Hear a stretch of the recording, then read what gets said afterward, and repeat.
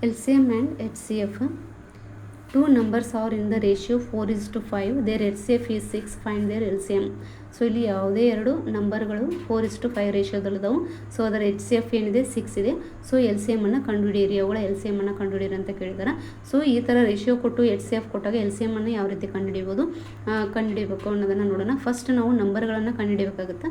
So ಇಲ್ಲಿ ನಂಬರನ್ನು ಕಂಡುಹಿಡಿಯೋದು ಹೇಗೆ, ಆ ಕೊಟ್ಟಂತಹ ರೇಷಿಯೋ ಏನಿದೆಯಲ್ಲ ಇಂಟು HCF ಮಾಡಬೇಕು. ಸೊ ಫಸ್ಟ್ ರೇಷಿಯೋ ಏನಿದೆ 2 ರೇಷಿಯೋ ಕೊಟ್ಟಿದ್ದಾರಲ್ಲ, ಸೊ ಒಂದೊಂದು ರೇಷಿಯೋಗೂ ನಾವು ಏನು ಮಾಡಬೇಕಾಗುತ್ತೆ, ಇಂಟು HCF ಮಾಡಬೇಕಾಗುತ್ತೆ. 4 × 6 ಏನಾಯಿತು 24 ಆಯಿತು. ನೆಕ್ಸ್ಟ್ 5 × 6 ಏನಾಯಿತು 30 ಆಯಿತು.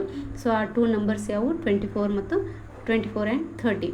ಸೊ ಇಲ್ಲಿ LCM ಕಂಡುಹಿಡಿದು ಈಗ ಈಸಿ ಆಗುತ್ತೆ. ಸೊ ಇಲ್ಲಿ ಫಾರ್ಮುಲಾ ಏನು, A × B = LCM × HCF ಆಗುತ್ತೆ.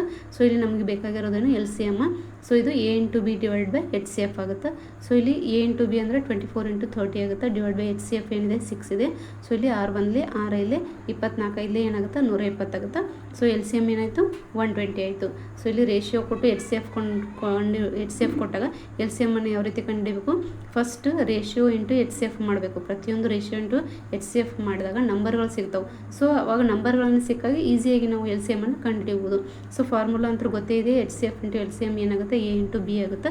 ಸೊ ಇಲ್ಲಿ LCM ಏನಾಗುತ್ತೆ A × B / HCF ಅಂತ ಮಾಡಿದಾಗ 24 × 30 / 6 ಅಂತ ಮಾಡಿದಾಗ 6 1 6 5 24 5 120. ಸೊ ಇದ್ರದ್ದು LCM ಏನಾಯಿತು 120.